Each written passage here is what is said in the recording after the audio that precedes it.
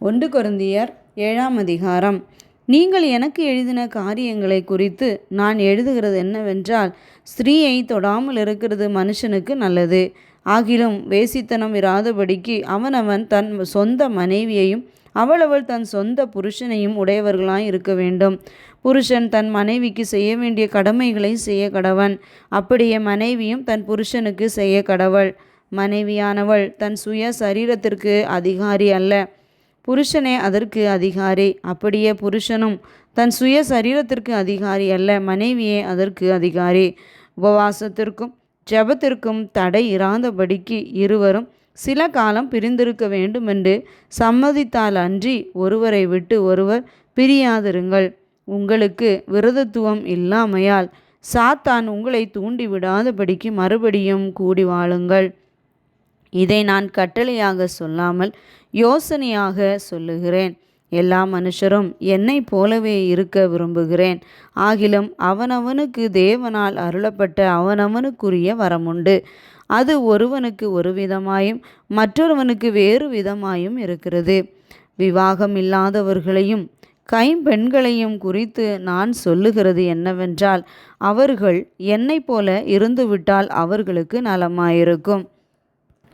ஆகிலும் அவர்கள் விரத்தனாய் இருக்கக்கூடாதிருந்தால் விவாகம் பண்ண கடவர்கள். வேகிறதை பார்க்கிலும் விவாகம் பண்ணுகிறது நலம். விவாகம் பண்ணி கொண்டவர்களுக்கு நான் அல்ல, கர்த்தரே கட்டளையிடுகிறதாவது, மனைவியானவள் தன் புருஷனை விட்டு பிரிந்து போகக்கூடாது. பிரிந்து போனால் அவள் விவாகம் இல்லாதிருக்க கடவள், அல்லது புருஷனோடே ஒப்புரவாக கடவள். புருஷனும் தன் மனைவியை தள்ளிவிடக்கூடாது.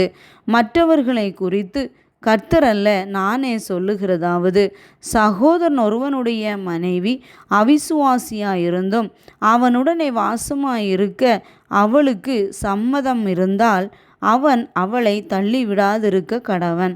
அப்படியே ஒரு ஸ்திரீயினுடைய புருஷன் அவிசுவாசியாயிருந்தும் அவளுடனே வாசமாயிருக்க அவனுக்கு சம்மதம் இருந்தால் அவள் அவனை தள்ளிவிடாதிருக்க கடவள். எண்ணத்தினாலெனில் அவிசுவாசியான புருஷன் தன் மனைவியால் பரிசுத்தமாக்கப்படுகிறான். அவிசுவாசியான மனைவியும் தன் புருஷனால் பரிசுத்தமாக்கப்படுகிறாள். இல்லாவிட்டால் உங்கள் பிள்ளைகள் அசுத்தமாயிருக்குமே, இப்பொழுதோ அவைகள் பரிசுத்தமாயிருக்கின்றன. ஆகிலும் அவிசுவாசி பிரிந்து போனால் பிரிந்து போகட்டும்.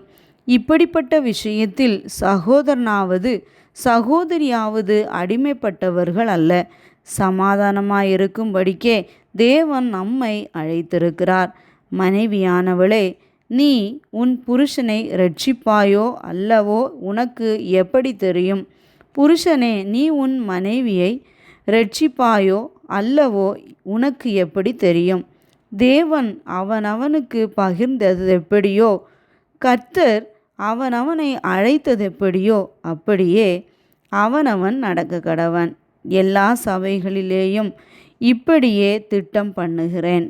ஒருவன் விருத்த சேதனம் பெற்றவனாய் அழைக்கப்பட்டிருந்தால் விருத்த சேதனம் இல்லாதவனாயிருக்க வகை தேடானாக. ஒருவன் விருத்த சேதனம் இல்லாதவனாய் அழைக்கப்பட்டிருந்தால் விருத்த சேதனம் பெறாதிருப்பானாக. விருத்த சேதனமும் ஒன்றுமில்லை, விருத்த சேதனம் இல்லாமையும் ஒன்றுமில்லை. தேவனுடைய கற்பனைகளை கை கொள்ளுகிறதே காரியம். அவனவன் தான் அழைக்கப்பட்ட நிலைமையிலே நிலைத்திருக்க கடவன். அடிமையாய் நீ அழைக்கப்பட்டிருந்தால் கவலைப்படாதே. நீ சுவாதீனனாக கூடுமானால் அதை நலமென்று அனுசரித்துக்கொள். கர்த்தருக்குள் அழைக்கப்பட்ட அடிமையானவன் கர்த்தருடைய சுவாதீனனாய் இருக்கிறான்.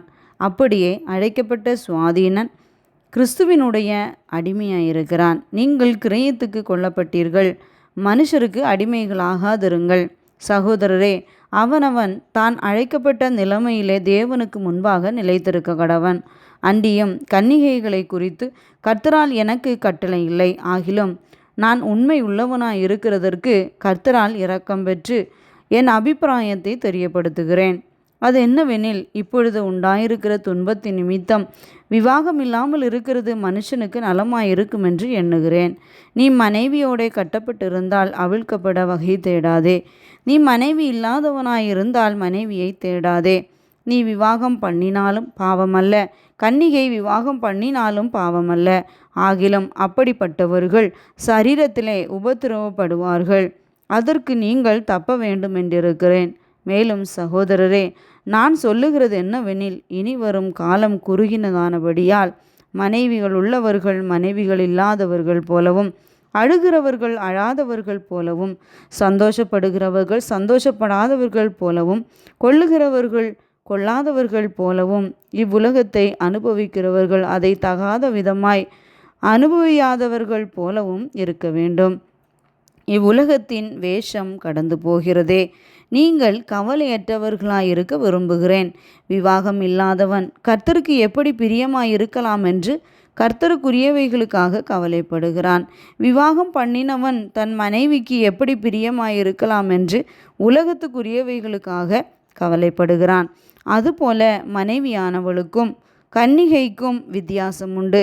விவாகம் இல்லாதவள் சரீரத்திலும் ஆத்துமாவிலும் பரிசுத்தமாயிருக்கும்படி கர்த்தருக்குரியவைகளுக்காக கவலைப்படுகிறாள். விவாகம் பண்ணினவள் தன் புருஷனுக்கு எப்படி பிரியமாயிருக்கலாம் என்று உலகத்துக்குரியவைகளுக்காக கவலைப்படுகிறாள்.